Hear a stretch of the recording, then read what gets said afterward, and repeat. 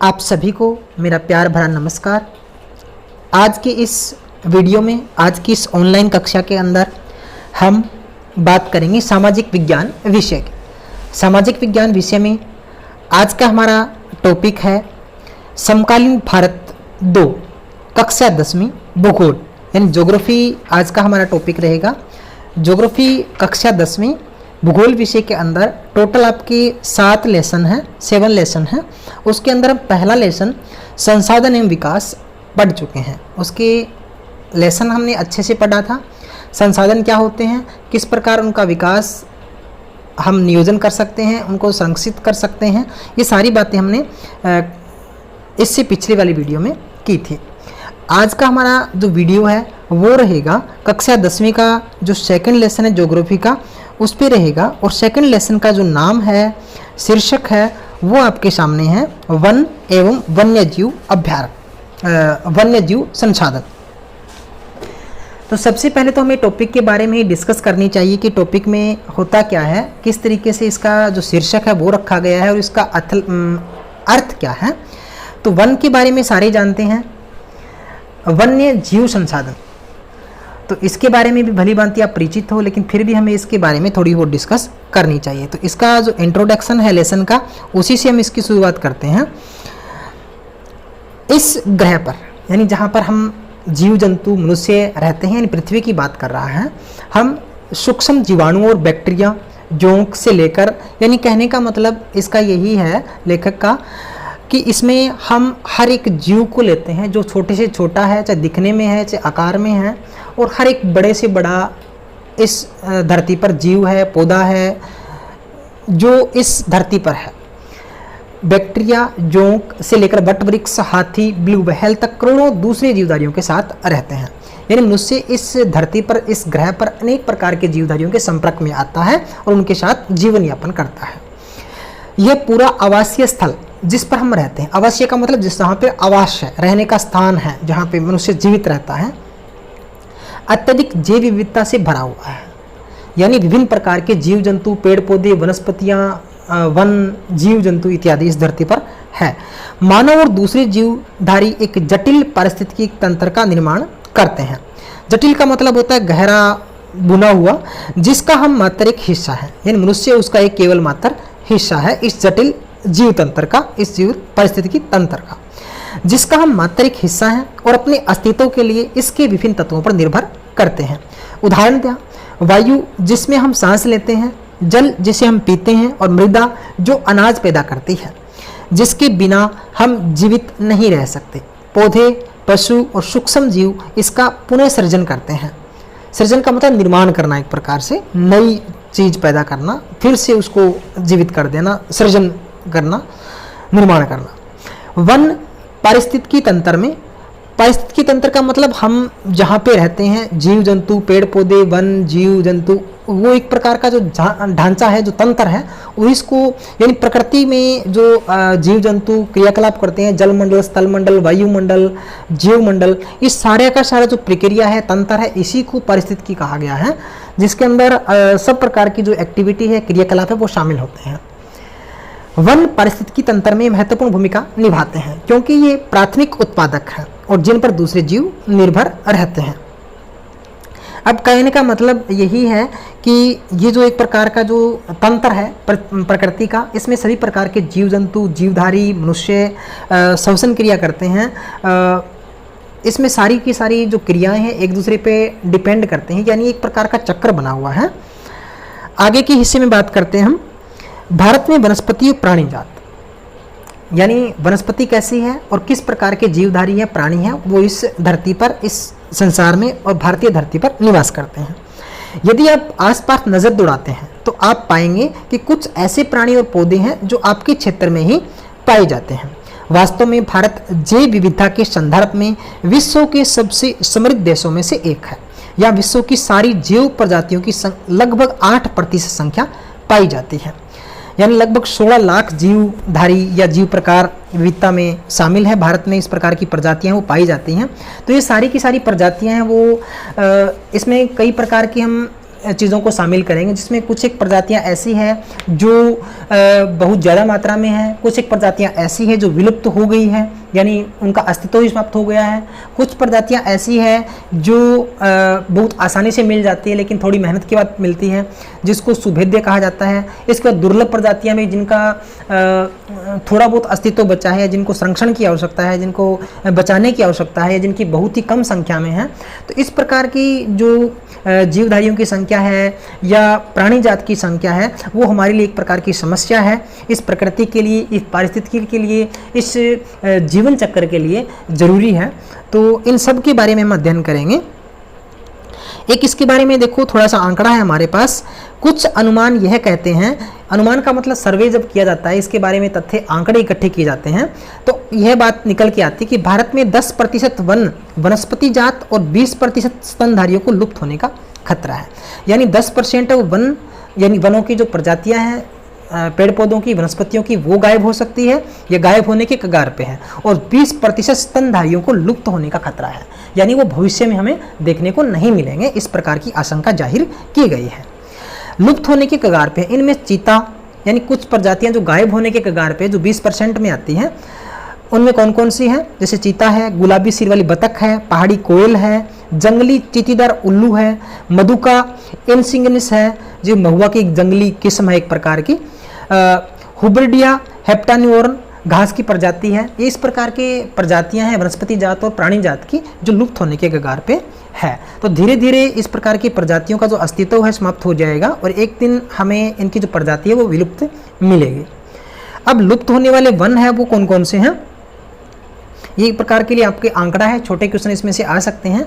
तो भारत में जिस पैमाने पर वन कटाई हो रही है वह विचलित कर देने वाली बात है। यानी लोग अपने स्वार्थ के लिए, व्यापार के लिए वृक्षों की कटाई है वो बहुत ज़्यादा मात्रा में कर रहे हैं। देश में वन आवरण, आवरण का मतलब होता है जिस क्षेत्र में वन है, एक प्रकार से वनों से घिरा हुआ क्षेत्र। वन आवरण के अंतर्गत अनुमानित 79.42 मिलियन हेक्टेयर, यानी लगभग 80 मिलियन हेक्टेयर क्षेत्र है। यह देश के कुछ या कुल भौगोलिक क्षेत्रफल का लगभग 24% हिस्सा है। सघन का मतलब बहुत ज़्यादा वन 12.2%, खुला वन 9.14% और मैंग्रोव वन 0.14% है। तो एक प्रकार के हमारे सामने आंकड़े रखे गए हैं और ये आप इसके चित्र 2.1 में कुछ आपके लिए आंकड़ों के बारे में दिखाया गया है, आप देख भी सकते हो। आओ हम विभिन्न प्रकार के पौधे और प्राणियों की जातियों के बारे में पता लगाएं। अंतर्राष्ट्रीय प्राकृतिक संरक्षण और प्राकृतिक संसाधन संरक्षण संघ IUCN के अनुसार ये एक प्रकार से हमारे लिए इसकी जो श्रेणी बनाई गई है जीव जंतुओं की जातियों की, इनके जो जीवधारी हैं, वन्य जीवधारी हैं, इन प्रकार की जो प्रजातियां उनको किस किस कैटेगरी में रखा गया है वो आपके सामने है।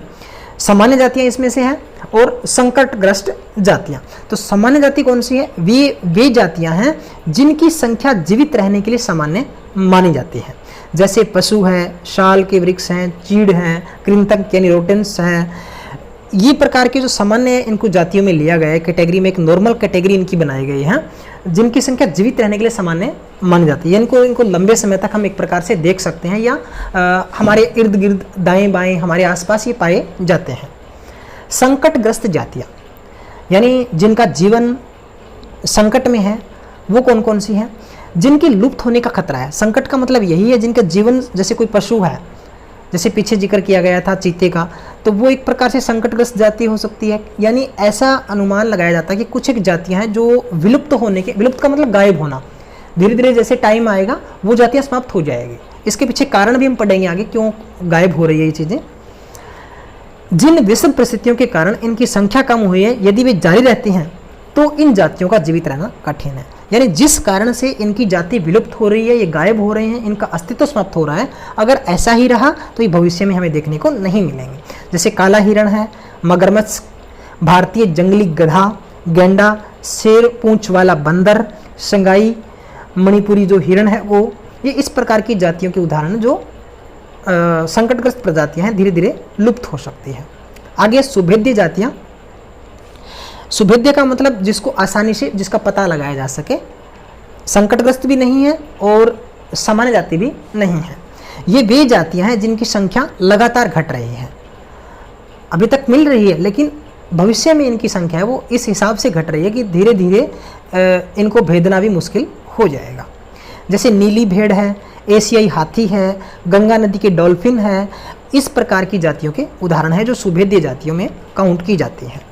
दुर्लभ जातियाँ, ये सेम के सेम आपको हेल्प बुक में, आपकी गाइड में क्वेश्चन मिल जाएंगे, आपको कहीं से अलग से पढ़ने की ज़रूरत नहीं पड़ेगी। और इसके बाद हम क्वेश्चन आंसर भी आपको करवाएंगे एक वीडियो के अंदर। तो पहले आप लेसन अच्छे से पढ़ लीजिए। अगर आपको वीडियो अच्छा लग रहा हो तो प्लीज़ हमारे चैनल को लाइक करें, शेयर करें, सब्सक्राइब भी करें। आगे दुर्लभ जातियाँ, इन जातियों की संख्या बहुत कम या सुभेद्य है और यदि इनको प्रभावित करने वाली विषम परिस्थितियाँ नहीं परिवर्तित होती तो ये संकटग्रस्त जातियों की श्रेणी में आ सकती है। दुर्लभ का मतलब कठिन होता है, जिनको भेदना, जिनको ढूंढना, जिनको पाना, जिनको देखना मुश्किल हो, तो इस प्रकार की जातियां हैं। और कहा गया है अगर इसी तरीके से ये जातियां गायब होती रही, इनके ऊपर संकट मंडराता रहा तो धीरे धीरे ये संकटग्रस्त जातियों में भी आ जाएगी, यानी इनका जीवन भी संकट में आ जाएगा। स्थानिक जातियां, प्राकृतिक या भौगोलिक सीमाओं से अलग विशेष क्षेत्रों में पाई जाने वाली जातियां अंडमान टील, निकोबरी कबूतर, अंडमानी जंगली सुअर, अरुणाचल प्रदेश के मिथुन इन जातियों के उदाहरण हैं। यानी कहने का मतलब स्थानिक का मतलब स्थान विशेष से लिया गया है। ये वे जातियां हैं, ये वे प्रजातियां हैं जो एक स्पेशल किसी मौसम के अंदर या स्पेशल किसी स्थान विशेष के अंदर ही पाई जाती हैं और अगर इनका विस्तार नहीं हुआ तो धीरे धीरे ये प्रजातियां हैं वो इन स्थानों से भी गायब हो सकती है। लुप्त जातियाँ, लुप्त का मतलब गायब हो जाना, मिलना नहीं। ये वे जातियां हैं जो इनके रहने के आवासों में खोज करने पर अनुस्थित पाई गई। यानी जब पता लगा कि ये जातियां जहाँ पे पाई जाती थी पहले, जिनका स्थान था, ये अब वहाँ से भी गायब हो गई है। यानी इनके जो नेचुरल स्थान था वहाँ पे, आवासीय स्थान पे इनकी प्रजाति अब नहीं पाई गई है। ये उपजातियाँ स्थानीय क्षेत्र, प्रदेश, देश, महाद्वीप या पूरी पृथ्वी से ही लुप्त हो गई है। ऐसी उपजातियों में एशियाई चीता और गुलाबी सिर वाली बतख शामिल है। यानी इनका कोई अस्तित्व इस दुनिया में नहीं मिला, कहीं भी खोजने से अभी इनकी जो है परख नहीं हो पाई है। एशियाई चीता कहाँ चला गया? अब देखो आपके लिए सवाल है, अब ऊपर देखो बताया गया है कि एशियाई चीता और गुलाबी सिर वाली बतख गायब हो गई है, यानी लुप्त हो गई है इनकी प्रजाति, भविष्य में कभी देखने को नहीं मिलेगी। तो इनकी प्रजाति गायब कैसे होगी, कहाँ चली गई? तो इसमें देखो क्या बताया गया है, जानने वाली बात है, रोचक जानकारी है। भूमि पर रहने वाले दुनिया का सबसे तेज स्तनधारी प्राणी चीता बिल्ली परिवार का एक अजूबा और विशिष्ट सदस्य है। यानी बिल्ली की श्रेणी में एक प्रकार से हम कह सकते हैं, जो 112 किलोमीटर प्रति घंटा की गति से दौड़ सकता है। कितनी रोचक जानकारी है एक प्रकार से हमारे लिए। लोगों को आमतौर पर भ्रम रहता है कि चीता एक तेंदुआ होता है। चीते की विशेष पहचान उनकी आंख के कोने से मुंह तक नाक के दोनों ओर फैली आंसुओं के लकीरनुमा निशान से होता है। यानी उसके मुंह के बिल्कुल ऊपर के हिस्से में जहाँ एक प्रकार से लकीर सी, धारी सी बनी होती है। 20वीं शताब्दी में पहले चीते अफ्रीका और एशिया में दूर दूर तक फैले हुए थे, परंतु इनके आवासीय क्षेत्र और शिकार की उपलब्धता कम होने से ये लगभग लुप्त हो चुके हैं। यानी इनको खाने के लिए, शिकार के लिए इनके पसंदीदा इनको शिकार नहीं मिले, इसलिए ये गायब हो गए, लुप्त हो गए, यानी मर गए। भारत में तो ये जाति बहुत पहले 1952 में लुप्त घोषित कर दी गई है। यानी अगर आपके लिए प्रश्न पूछा जाए कि एशियाई चीता को भारत में लुप्त घोषित कब किया गया था, या 1952 में, या 1952 में किस प्रजाति को भारत में लुप्त घोषित कर दिया गया, तो वो है एशियाई चीता।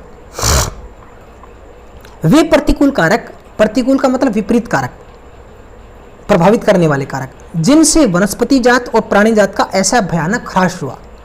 यानी ये प्रजातियां जो धीरे धीरे संकटग्रस्त, दुर्लभ प्रजातियां या विलुप्त या लुप्त प्रजातियों में काउंट कर रहे हैं, इनके इस तरह की कंडीशन में आने का कारण क्या है, ये इस तरह की कंडीशन में आ क्यों रही हैं, इनके पीछे रीजन क्या है। यदि आप चारों ओर नजर दौड़ाओगे तो आप पाएंगे किस प्रकार हमने प्रकृति को संसाधनों में परिवर्तित कर दिया है। यानी कहने का मतलब धीरे धीरे प्रकृति और मनुष्य के बीच में जो संपर्क है वो बढ़ता जा रहा है और दिन प्रतिदिन जो मनुष्य प्रकृति पर हावी हो रहा है, यानी अपना प्रभाव छोड़ रहा है, प्रकृति को एक प्रकार से अपने शिकार में ले रहा है, प्रकृति का अंधाधुंध यूज कर रहा है। हमें लकड़ी, छाल, पत्ते, रबड़, दवाइयाँ, भोजन, ईंधन, चारा, खाद इत्यादि प्रत्यक्ष का मतलब होता है बिल्कुल सामने, और प्रोक्स का मतलब कहीं इनडायरेक्ट रूप से रूप से वनों और वन्य जीव से प्राप्त होता है। कहने का मतलब मनुष्य पूर्ण रूप से प्रकृति पे डिपेंड हो गया है, इसीलिए हम ही हैं जिन्होंने वन और वन्य जीवन को नुकसान पहुंचाया है। यानी इसके लिए संपूर्ण रूप से अगर जिम्मेदार हम किसको माने तो वो कौन है? मनुष्य है।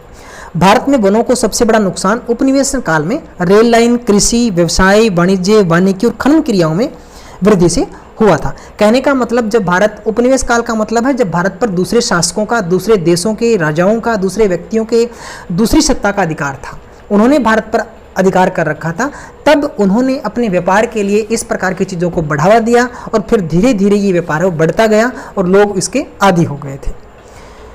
तो ये इसी के बारे में बात है लगभग सारी। हाँ, चलिए अगले टॉपिक पे बात करते हैं। बहुत से वन अधिकारी और पर्यावरण, यानी हम जो बात कर रहे हैं किस प्रकार उपनिवेश काल में इस प्रकार के व्यापार का जो काम शुरू हुआ था और धीरे धीरे वो बढ़ करके जो व्यापारी वर्ग का एक प्रकार से खास कार्य बन गया था। तो जो बहुत से शिक्षाविद हैं, अधिकारी लोग हैं, जो सर्वे करते हैं, जो आंकड़े इकट्ठा करते हैं, जो अनुमान लगाते हैं, जो इसके बारे में अपनी राय देते हैं, जो बुद्धिमान व्यक्ति हैं, ज्योग्राफर जिनको कह सकते हो, भूगोलवेत्ता जिनको कह सकते हो, विशेषज्ञ कह सकते हो, तो उन लोगों की राय देखते हैं क्या है। तो वो ये मानते हैं कि वन संसाधनों की बर्बादी में पशुचारण और ईंधन के लिए लकड़ी कटाई बहुत भूमिका निभाते हैं। कहता है जो छोटे घास फूस वनस्पति है उनको, जो जंगली पशु है या जो खुले आवारा पशु वो चर जाते हैं, खा जाते हैं, तो इसलिए उनका अस्तित्व समाप्त हो जाता है। और कुछ है वो ईंधन के रूप में जो लकड़ियाँ काटते हैं वो ज़्यादा इसका हिस्सा बर्बाद कर देते हैं। लेकिन वास्तव में सच्चाई कुछ और ही है। परंतु सारे ईंधन हेतु लकड़ी की आवश्यकता की जो पूर्ति है मुख्यतः पेड़ों की टहनियाँ काट के की जाती है, न कि पूरे पेड़ काट करके। लेकिन जो विशेषज्ञ कहते हैं कि जो पेड़ों की कटाई की जाती है ईंधन के रूप में, उससे पेड़ नष्ट हो रहे हैं। लेकिन जो वास्तविकता वो ये है कि जो पेड़ों की कटाई है वो केवल व्यापार के लिए की जाती है, बल्कि ईंधन के रूप में जो लकड़ी प्राप्त होती है वो वृक्षों की टहनियों से छोटी छोटी उनकी जो शाखाएँ हैं उनको काट करके ही पूरी कर ली जाती है। पूरी लकड़ी, पूरे इसको पेड़ को नहीं काटा जाता इसके लिए। ये बिल्कुल सही बात है इनकी। हिमालय यव संकट में, यानी हिमालय का जो क्षेत्र है जहाँ पे वनों के लिए जो प्रसिद्ध है उसमें लंबे लंबे देवदार के, चीड़ के, साल के वृक्ष हैं, तो उनकी प्रजातियाँ किस प्रकार से विलुप्त हो रही है, संकट में है। हिमालय यव चीड़ की प्रकार का सदाबहार वृक्ष एक औषधीय पौधा है, यानी जिससे दवाइयाँ बनती है, जड़ी बूटियाँ बनती हैं, जो हिमालय प्रदेश, अरुणाचल प्रदेश के कई क्षेत्रों में पाया जाता है। पेड़ की छाल, पत्तियों, टहनियों और जड़ों से टक्सोल नामक रसायन निकाला जाता है, जो कुछ कैंसर रोगों के उपचार के लिए प्रयोग में लाया जाता है। यानी इसके जो यूज में आने का जो कारण है वो इससे कैंसर की जो बीमारी है उसके इलाज के लिए रसायन है वो निकाला जाता है। इसलिए इन प्रकार के वृक्षों की जो कटाई है वो काफ़ी मात्रा में हो रही है।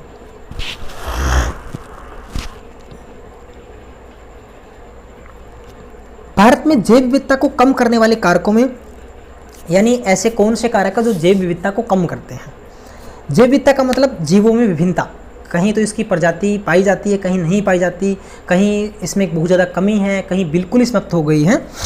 तो ये जो विभिन्नता है और ये कई बार जैसे आवासीय क्षेत्रों में पाई जाती है, इस प्रकार की जो विविधता है इसमें वन जीव के आवास का विनाश, यानी जीवों के रहने के लिए स्थान नहीं है उनको, तो वो घरों में तो रह नहीं सकते, वो या तो जंगल में रहेंगे या खुले स्थान पे रहेंगे। तो इस प्रकार के जो स्थान हैं, जीवों के आवासीय स्थान है वो गायब हो गए हैं, क्योंकि जंगलों को काटा जा रहा है, खाली पड़ी भूमि को या तो कृषि के काम में लिया जाता है या उस पर बहुत बड़े बड़े फैक्ट्री, उद्योग धंधे वो स्थापित किए जा रहे हैं। जंगली जानवरों को मारना, आखेटन मतलब शिकार करना एक प्रकार से, पर्यावरण प्रदूषण के कारण भी बहुत से जंगली जीव है वो मर रहे हैं। विषाक्तीकरण, विषाक्त का मतलब जहर, प्रकृति में जिनकी खान पान की चीज़ों में इतना ज़्यादा जहर हो गया है, प्रदूषण इतना ज़्यादा हो गया है, जहरीली गैसें इतनी ज़्यादा हो गई हैं कि जीवों का सांस लेना मुश्किल हो गया है। इसलिए वो या तो प्रवास कर जाते हैं दूसरे स्थान पर, या फिर उसको धीरे धीरे उनकी श्वसन क्रिया है, सांस है वो समाप्त हो जाते हैं। दावानल का मतलब जंगल की आग, तो जंगल की आग भी बहुत से जीवधारियों को, असंख्य करोड़ों जीव, जैसे पीछे ऑस्ट्रेलिया में अभी भी आग लगी थी, ऑस्ट्रेलिया के जंगलों में, इसमें सैकड़ों, हजारों, लाखों जीव है वो जलकर मर गए थे। तो बड़ा विनाशक रूप थोड़े दिन पहले ही हमें देखने को मिला था। ये बिल्कुल लेटेस्ट घटना है हमारे लिए। पर्यावरण विनाश के अन्य मुख्य कारकों में संसाधनों और का असमान बंटवारा, यानी प्रकृति के जो संसाधन हैं उनका असमान बंटवारा का मतलब सभी लोगों तक इसकी पहुंच नहीं हो पाती। वह उनका असमान उपभोग, उपभोग का मतलब जो इसका यूज करते हैं, इसके बड़े उद्योगपति जो रईस लोग हैं या बहुत बड़े जो व्यक्ति हैं वो इनका उपयोग कर पाते हैं। पर्यावरण के रख रखाव की जिम्मेवारी में असमानता शामिल है। और देखो यूज़ तो बड़े लोग करते हैं, लेकिन प्रकृति की जो चीज़ें हैं जैसे पेड़ पौधे हैं, वनस्पति है, जीव जंतु है, इनकी केयर करना, इनका रख रखाव करना, इनके बारे में देखभाल करना, इनके लिए आवासीय स्थानों की व्यवस्था करना, रहने खाने पीने की व्यवस्था करना, तो वो उन चीज़ों पर कोई समान रूप से ध्यान नहीं दे पाता। ये समाज के कुछ ही सामाजिक कार्यकर्ता हैं, समाज के जो लोग हैं जो जीवों से प्रेम करते हैं, उन्हीं से बीड़ा उठाया हुआ है, बाकी लोग इस पर कोई ध्यान नहीं दे रहे हैं। तो इन सब चीज़ों के कारण एक प्रकार से लगता है कि तो प्रकृति में जो जीव हैं वो धीरे धीरे, या हमारी वनस्पति है, जीव जंतु हैं, वन्य प्राणी हैं, वो धीरे धीरे करके समाप्त हो रहे हैं। तो इस प्रकार के चित्रों के माध्यम से अनेक प्रकार के दृश्य हमें दिखाए गए हैं वन और वन्य जीव संसाधनों के, तो आप देख सकते हो। इसमें एक रोचक जानकारी आपके लिए, क्या आप जानते हैं, क्या आप भारत के आधे से अधिक प्राकृतिक वन लगभग खत्म हो गए हैं। एक अनुमान आंकड़ों के आधार पर बताया गया है। 1/3 जलमग्न भूमि सूख चुकी है, यानी भूमि का जो पीने योग्य जो पानी है वो भी लगातार कम हो रहा है। 70% धरातलीय जल क्षेत्र प्रदूषित है, यानी जो जल बाकी बच गया 70% वो पीने योग्य नहीं है, लवणीय जल ज़्यादा है। 40% मैंग्रोव क्षेत्र लुप्त हो चुका है और जंगली जानवरों के शिकार और व्यापार तथा वाणिज्य की दृष्टि से कीमती पेड़ पौधों की कटाई के कारण हजारों वनस्पति और वन्य जीव जातियां लुप्त होने के कगार पर पहुंच गई है। यानी हमें जो डर है वो क्या है, यानी वन और वन्य जीव संसाधनों की कमी के जो कारण है वो इसमें मुख्य रूप से इसमें बात बताई गई है। यानी तो पेड़ पौधों की कटाई और वनस्पति और जीव जंतु जातियों के जो लुप्त होने की जो बात है वो इसमें स्पष्ट रूप से दर्शाई गई है। ये जानने योग्य बात है। इस पैराग्राफ में यही बात है कि वन और वन्य जीव का विनाश मात्र जीव विज्ञान का विषय नहीं है, जैव विविधता का विनाश सांस्कृतिक विविधता के विनाश से जुड़ा हुआ है। यानी अगर भारत में मान लीजिए इस प्रकार के वन समाप्त हो रहे हैं, जीव जंतुओं की प्रजातियां लुप्त हो रही है, तो न केवल ये जीव विज्ञान की समस्या है बल्कि ये भारतीय कल्चर, भारतीय संस्कृति के लिए बड़ा झटका है। तो इन सब चीज़ों से हम समझ सकते हैं किस प्रकार भारतीय संस्कृति, भारतीय कल्चर है वो खतरे में है और इसके रखरखाव के लिए, इसके बचाव के लिए नियोजित विकास की, नियोजन की, संरक्षण की ज़रूरत है। तो आइए इसी मुद्दे पे बात करते हैं। हमारा विषय भी यही है, भारत में वन और वन्य जीवन का संरक्षण। संरक्षण का मतलब होता है रखरखाव, बचाव करना इनका। इनको हम किस प्रकार से बचा सकते हैं, भविष्य में हम इसका दर्शन कर सकें, इस प्रकार के जीवों को देख सकें और ये जीव भी लंबे समय तक, इनकी प्रजातियां हैं वो भी इस दुनिया में रहें। तो एक प्रकार के प्रकृति के संतुलन के लिए भी चीज़ें ज़रूरी है। सब प्रकार के जीवों को अगर भगवान ने बनाया तो किसी न किसी उद्देश्य के लिए जीव की रचना की है, तो सब प्रकार के जीवों का धरती पर रहना ज़रूरी है। अगर एक प्रकार के जीव है धरती पर बहुत ज़्यादा मात्रा में समाप्त हो रहे हैं या उनका अस्तित्व समाप्त हो रहा है, तो धीरे धीरे करके बहुत से जीव ऐसे हैं जिनकी संख्या बढ़ जाएगी और वो प्रकृति के लिए विनाश का कारण बन जाता है। तो प्रकृति का जो जीवन चक्कर है एक प्रकार से वो बहुत ज़रूरी है। तो वन्य जीवन और वनों में तेज गति से हो रही ह्रास का मतलब पतन, विनाश, कमी के कारण इनका संरक्षण बहुत आवश्यक हो गया है। परंतु हमें वनों और वन्य जीवन का संरक्षण करना आवश्यक है। इसके लिए हमें इसका संरक्षण क्यों करना है ये भी हमें पता होना चाहिए। संरक्षण से पारिस्थितिकी विविधता बनी रहती है, यानी प्रकृति में, हमारे पर्यावरण में तो विविधता है बनी रहती है। सभी प्रकार के जीवों का संरक्षण इसीलिए जरूरी है कि प्रकृति में जीवों का तालमेल है वो बना रहे, जीवन क्रम चलता रहे, जीवन चक्कर चलता रहे तथा हमारे जीवन साध्य संसाधन, यानी जीवन को चलाने के लिए, जीवन को साधने के लिए जिन संसाधनों की आवश्यकता रहती है तो वो संसाधन भी हमें समय समय पर मिलते रहे। जल, वायु, मृदा बने रहे। यह विभिन्न जातियों में बेहतर जनन के लिए, जनन का मतलब जन्म देने के लिए, क्योंकि जब नए जीवधारी पैदा होते हैं, कोई जीव जन्म लेता है तो उसको प्रकृति की सारी चीज़ें, सभी प्रकार के संसाधनों की आवश्यकता होती है, तब एक नए जीव का निर्माण होता है। वनस्पति और पशुओं में जीन्स यानी जेनेटिक विविधता को भी संरक्षित करती है। उदाहरण के तौर पर हम कृषि में अभी भी पारंपरिक फसलों पर निर्भर है। जलीय जैव विविधता मोटे तौर पर मछली पालन बनाए रखने पर निर्भर है।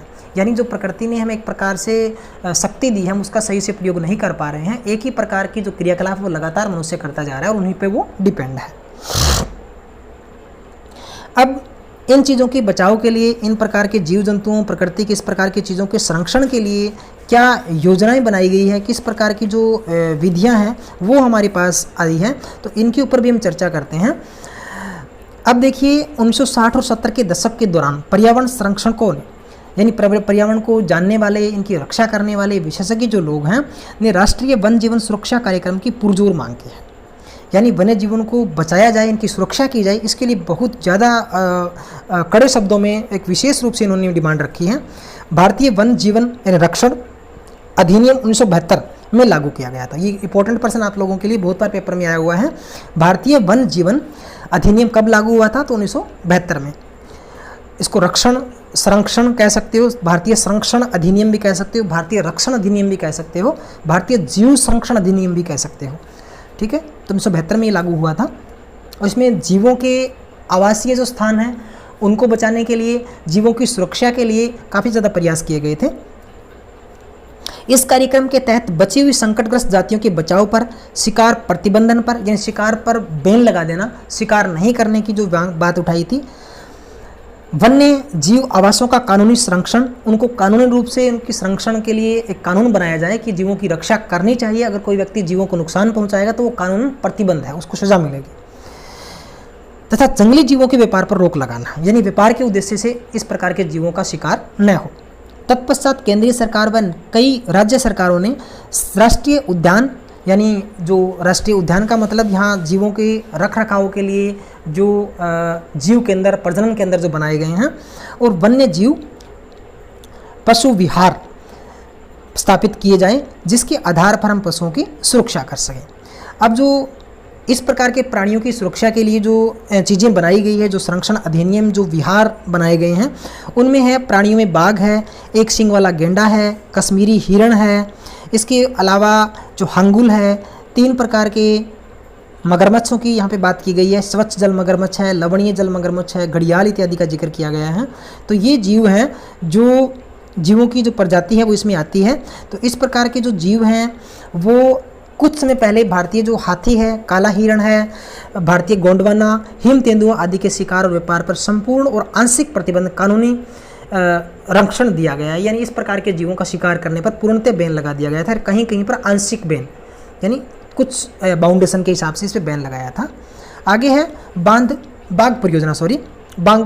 परियोजना, यानी बाघ की सुरक्षा के लिए क्या योजनाएं बनाई गई थी। तो वन्य जीव संरक्षण में बाघ, टाइगर एक महत्वपूर्ण जंगली जाति है। तो इसकी सुरक्षा के लिए 1973 में अधिकारियों ने पाया कि देश में 20वीं शताब्दी के आरंभ में बाघों की संख्या, अनुमानित संख्या यानी 55,000 से घटकर 1827 रह गई है। यानी कितनी कम मात्रा में ये जीव है वो पाया गया, यानी कितना इसका विनाश हुआ है, ह्रास हुआ है, पतन हुआ है। और इसके पीछे जो कारण है वो नीचे दिया गया है। बाघों की खाल का व्यापार, उनकी हड्डियों का एशियाई देशों में परंपरागत औषधियों में प्रयोग के कारण ये जाति विलुप्त होने की कगार पर पहुंच गई है।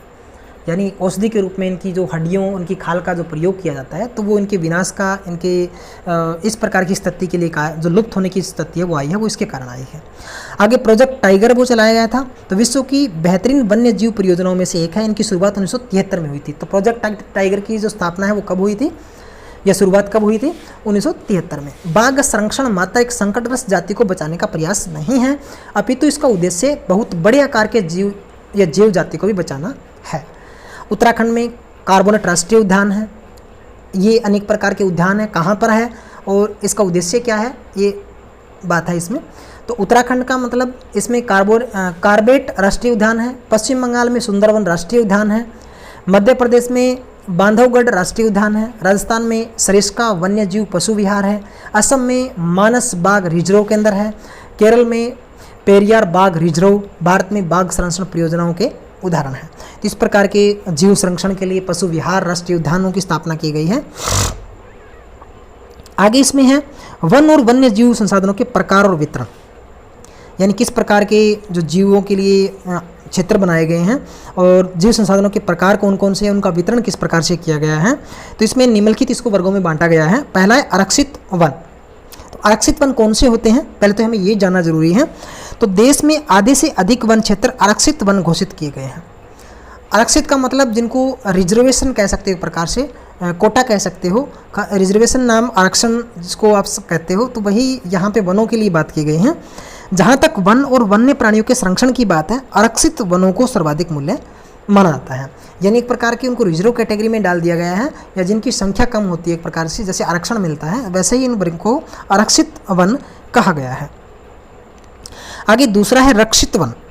रक्षित वन का मतलब जिनकी रक्षा की जानी जरूरी है, जिनको सुरक्षा के दायरे में संरक्षण की जरूरत है। वन विभाग के अनुसार देश के कुल वन क्षेत्र का 1/3 हिस्सा रक्षित है, जो सुरक्षा दृष्टि से इसको रखा गया है। इन वनों को और अधिक नष्ट होने से बचाने के लिए इनकी सुरक्षा की जाती है। आगे है अवर्गीकृत वन। अवर्गीकृत वन कौन से होते हैं? जिनका कोई क्राइटेरिया, कोई बाउंडेशन, कोई लिमिटेशन कुछ प्रकार का, जिसमें किसी प्रकार के क्राइटेरिया में उनको नहीं डाला गया है। अन्य सभी प्रकार के वन और बंजर भूमि को सरकार, व्यक्तियों और समुदाय के स्वामित्व में होते हैं, अवर्गीकृत वन कहे जाते हैं। यानी जिनका मतलब, कहने का मतलब जो सामुदायिक रूप से किसी के नहीं होते, या सामाजिक जिन पर अधिकार नहीं होता, किसी व्यक्ति विशेष या बहुत ही कम क्षेत्र में, निजी क्षेत्र के अंदर जो आते हैं, उनको अवर्गीकृत कहा गया है। इनका कोई बंटवारा नहीं किया गया, किसी वर्ग में इनको नहीं डाला गया है।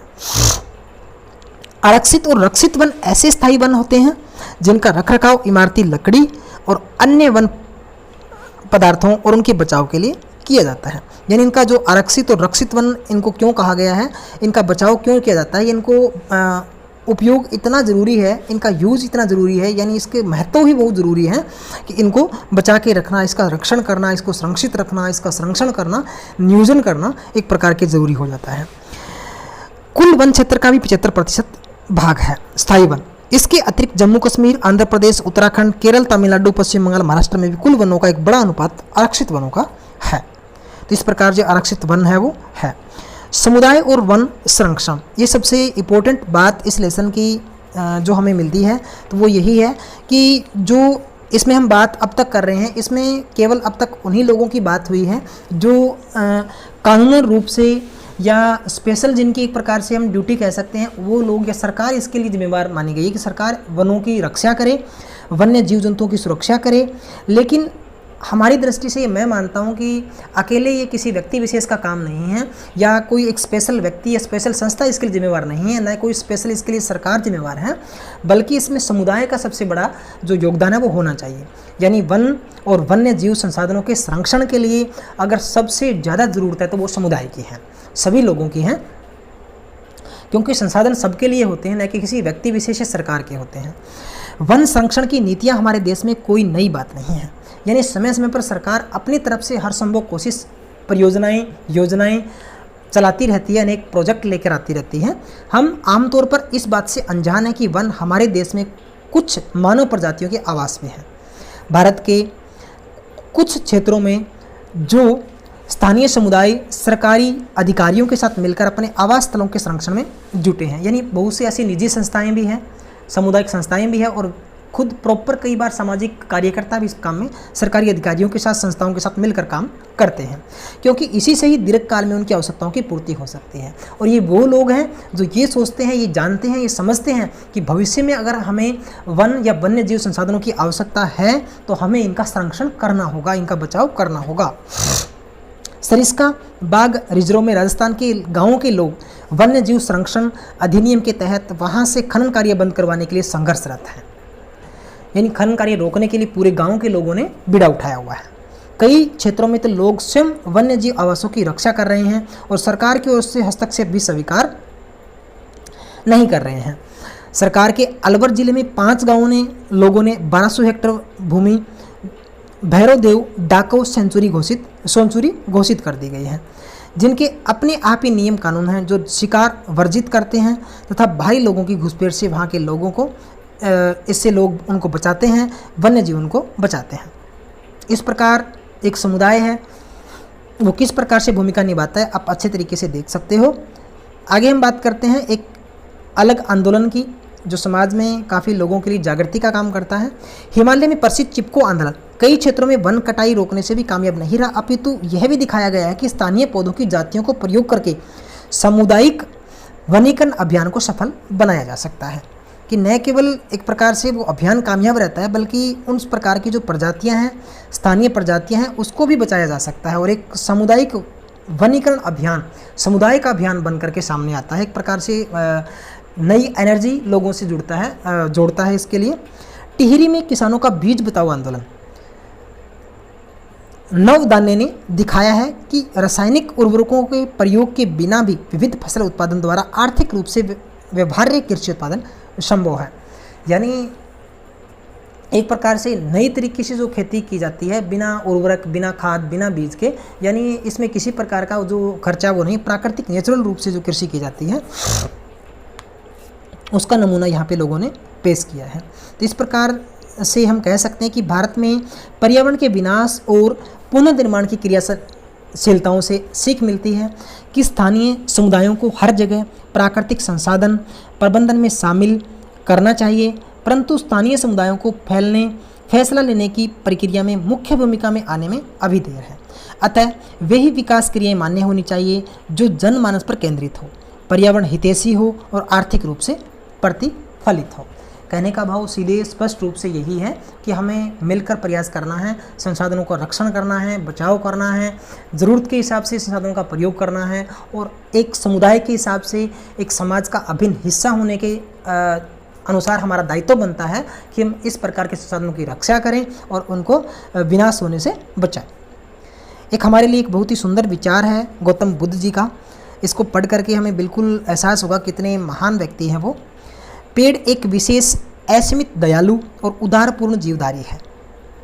यानी पेड़ किस प्रकार का जीव है? जो असीमित दयालु, जिसमें दयालुता की कोई सीमा नहीं है, और उदार, जिसका हृदय बड़ा दयालु, जो सभी जीवों पर दया करता है, जो अपने सतत पोषण के लिए कोई मांग नहीं करता, यानी लगातार अपने आप को फूलने के लिए, बढ़ने के लिए, अपना विकास करने के लिए किसी से कोई डिमांड नहीं करता, और दानशीलता पूर्वक अपने जीवन की क्रियाओं को भेंट करता है। मांगता कुछ नहीं है, लेता कुछ नहीं है, लेकिन बहुत कुछ देता है हमें। यह सभी की रक्षा करता है और स्वयं पर कुल्हाड़ी चलाने वाले विनाशक को भी छाया प्रदान करता है। जब आपने सुना होगा कि जब कोई व्यक्ति कुल्हाड़ी से उस वृक्ष के शाखा को काटता है, जब वो थक जाता है, पसीने में तरबतर हो जाता है, तो उसी पेड़ की छाया में बैठ करके अपना पसीना सुखाता है, तब वो पेड़ उसको छाया प्रदान करता है, और अंत में व्यक्ति उसी पेड़ को काट देता है। यानी मनुष्य कहीं ना कहीं निर्दयी बन जाता है, लेकिन पेड़ जो दयालुता है उसकी कोई एक सीमा नहीं दिखाता, अंततः बिना किसी भेदभाव के हम सब पर दया करता है। तो इसी तरीके से मनुष्य को होना चाहिए। Thank you. इसी के साथ हमारा आज का पाठ समाप्त होता है। आपको वीडियो कैसा लगा? आपको पाठ किस प्रकार से समझ में आया? इस पाठ के बारे में आपको कैसी कैसी जानकारियाँ मिली? ये तमाम बातें हम कमेंट बॉक्स में कर सकते हो। इससे अगली वीडियो के अंदर, नेक्स्ट क्लास के अंदर, हम इसी पाठ से संबंधित महत्वपूर्ण, इम्पोर्टेंट, ज़रूरी क्वेश्चन है वो आपके लिए सामने लेकर आएंगे। तो नेक्स्ट वीडियो ज़रूर देखें और हमारे वीडियो को लाइक करें, शेयर करें और सब्सक्राइब ज़रूर करें। मिलते हैं नेक्स्ट क्लास के साथ। नमस्कार।